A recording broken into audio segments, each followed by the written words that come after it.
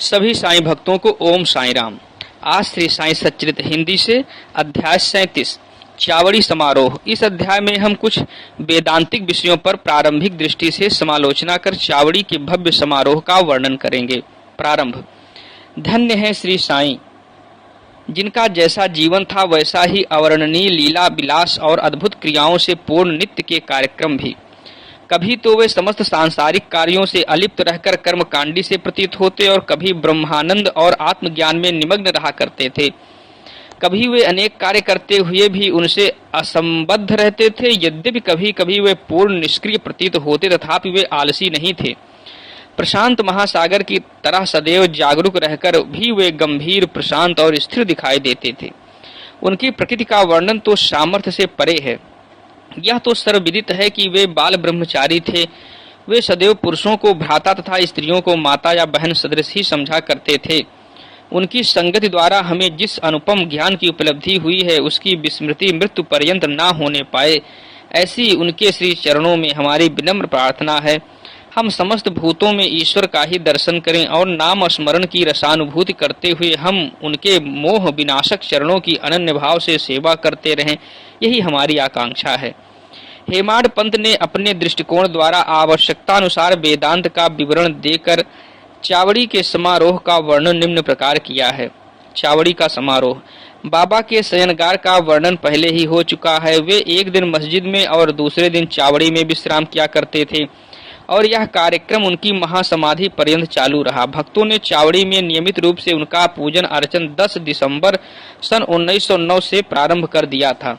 अब उनके चरणाम्बुजों का ध्यान कर हम चावड़ी के समारोह का वर्णन करेंगे।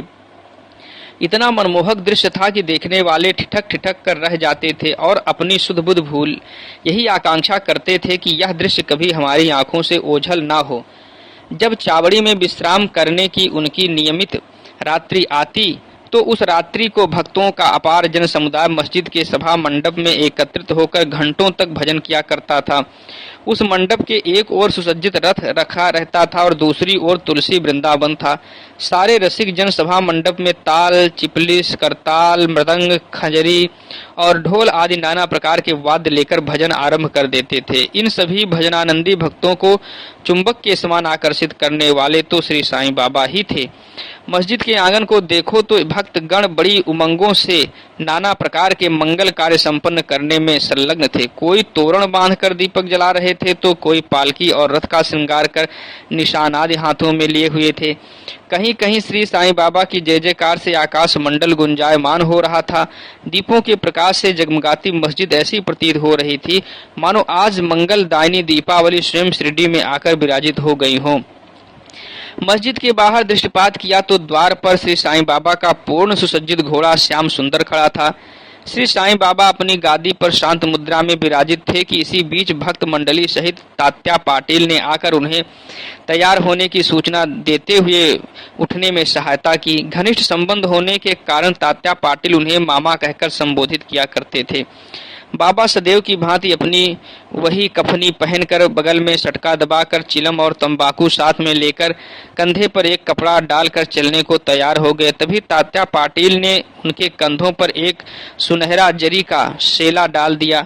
इसके पश्चात स्वयं बाबा ने धूनी को प्रज्वलित रखने के लिए उसमें कुछ लकड़ियां डालकर तथा धूनी के समीप के दीपक को बाएं हाथ में बुझाकर चावड़ी को प्रस्थान कर दिया।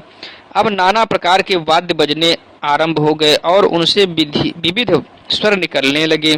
सामने रंग बिरंगी आतिशबाजी चलने लगी और नर नारी भांति भांति के वाद्य बजाकर उनकी कीर्ति के भजन गाते हुए आगे आगे चलने लगे। कोई आनंद विभोर हो नृत्य करने लगा तो कोई उनके अनेक प्रकार के ध्वज और निशान लेकर चलने लगे। जैसे ही बाबा ने मस्जिद की सीढ़ी पर अपने चरण रखे वैसे ही भालदार ने ललकार कर उनके प्रस्थान की सूचना दी। दोनों ओर से लोग चावड़ लेकर खड़े हो गए और उन पर पंखा झलने लगे। फिर पथ पर दूर तक बिछे हुए कपड़ों के ऊपर से समारोह आगे बढ़ने लगा। तात्या पाटिल उनका बायां तथा महालसापति दायां हाथ पकड़कर तथा बापू साहेब जोग उनके पीछे छत्र लेकर चलने लगे। इनके आगे आगे पूर्ण सुसज्जित अश्व श्याम सुंदर चल रहा था और उसके पीछे भजन मंडली तथा भक्तों का समूह वाद्यों की धुन के संग हरि और साईं नाम की धुन जिससे आकाश गूंज उठता था उच्चारित करते हुए चल रहा था। अब समारोह चावड़ी के कोने पर पहुंचा और सारा जन समुदाय अत्यंत आनंदित तथा प्रफुल्लित दिखलाई पड़ने लगा। जब कोने पर पहुंचकर बाबा चावड़ी के सामने खड़े हो गए उस समय उनके मुखमंडल की दिव्य प्रभा बड़ी अनोखी थी। ऐसा प्रतीत होने लगा मानो अरुणोदय के समय बाल रवि क्षितिज पर उदित हो रहा है। उत्तराभिमुख होकर वे एक ऐसी मुद्रा में खड़े हो गए जैसे कोई किसी के आगमन की प्रतीक्षा कर रहा हो। वाद्य पूर्ववत ही बजते रहे और वे अपना दाहिना हाथ थोड़ी देर ऊपर नीचे उठाते रहे। वादक बड़े जोर से वाद्य बजाने लगे और इसी समय काका साहेब दीक्षित गुलाल की वर्षा करने लगे। बाबा के मुखमंडल पर रक्तिम आभा जगमगाने लगी और सब लोग तृप्त हृदय होकर उस रस माधुरी का आस्वादन करने लगे। इस मनमोहक दृश्य और अवसर का वर्णन शब्दों में करने में लेखनी असमर्थ है। भाव विभोर होकर भक्त महालसा पति तो नृत्य करने लगे, परंतु बाबा की अभंग एकाग्रता देखकर सब भक्तों को महान आश्चर्य होने लगा। एक हाथ में लालटेन लिए तात्या पाटिल बाबा के बाईं ओर और आभूषण लिए महालसापति दाहिनी ओर चले। देखो तो कैसे सुंदर समारोह की शोभा तथा भक्ति का दर्शन हो रहा है। इस दृश्य की झांकी पाने के लिए ही सहस्त्रों नर नारी, क्या अमीर और क्या फकीर, सभी वहां एकत्रित थे। अब बाबा मंद मंद गति से आगे बढ़ने लगे और चारों ओर प्रसन्नता का वातावरण दिखलाई पड़ने लगा।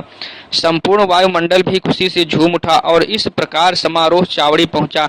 अब वैसा दृश्य भविष्य में कोई न देख सकेगा। अब तो केवल उसकी याद करके आंखों के सन्मुख उस मनोरम अतीत की कल्पना से ही अपने हृदय की प्यास शांत करनी पड़ेगी।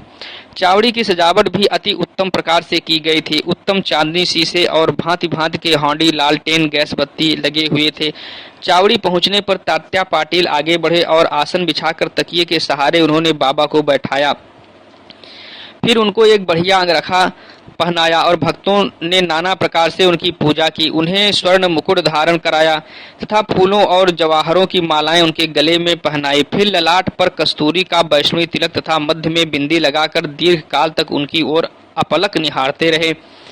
उनके सिर का कपड़ा बदल दिया गया और उसे ऊपर ही उठाए रहे, क्योंकि सभी शंकित थे कि कहीं वे उसे फेंक न दें। परंतु बाबा तो अंतर्यामी थे और उन्होंने भक्तों को उनकी इच्छा अनुसार ही पूजन करने दिया। इन आभूषणों से सुसज्जित होने के उपरांत तो उनकी शोभा अवर्णनीय थी। नाना साहेब निमोड़कर ने एक सुंदर वृत्ताकार छत्र लगाया जिसके केंद्र में एक छड़ी लगी हुई थी। बापू साहेब जोग ने चांदी की एक सुंदर थाली में पाद्र प्रक्षालन किया और अर्घ्य देने के पश्चात उत्तम बीर से उनका पूजन अर्चन किया और उनके हाथों में चंदन लगाकर पान का बीड़ा दिया। उन्हें आसन पर बिठलाया गया। फिर तात्या पाटिल तथा अन्य सब भक्तगण उनके श्री चरणों पर अपने अपने शीश झुकाकर प्रणाम करने लगे। जब वे तकिए के सहारे बैठ गए तब भक्तगण दोनों ओर से चंवर और पंख झलने लगे। श्यामा ने चिलम तैयार कर तात्या पाटिल को दी। उन्होंने एक फूंक लगाकर चिलम प्रज्वलित की और उसे बाबा को पीने को दी। उनके चिलम पी लेने के पश्चात फिर वह भगत महालसा पति को तथा बाद में सब भक्तों को दी गई।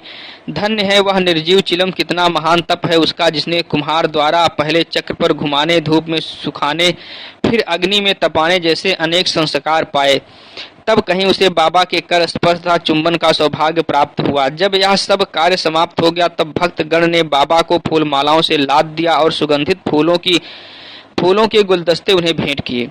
बाबा तो वैराग्य के पूर्ण अवतार थे। वे उन हीरे जवाहरात व फूलों के हारों तथा इस प्रकार की सजधज में कब रुचि लेने वाले थे, परंतु भक्तों के सच्चे प्रेमवश ही उनके इच्छानुसार पूजन करने में उन्होंने कोई आपत्ति न की। अंत में मांगलिक स्वर में वाद्य बजने लगे और बापू साहेब जोग ने बाबा की यथाविधि आरती की।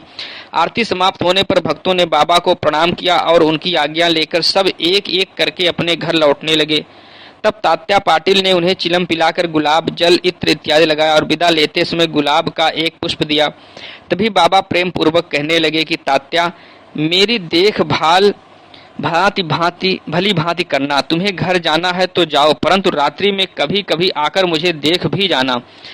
तब स्वीकारात्मक उत्तर देकर तात्या पाटिल चावड़ी से अपने घर चले गए। फिर बाबा ने बहुत सी चादरें बिछाकर स्वयं अपना बिस्तर लगाकर विश्राम किया।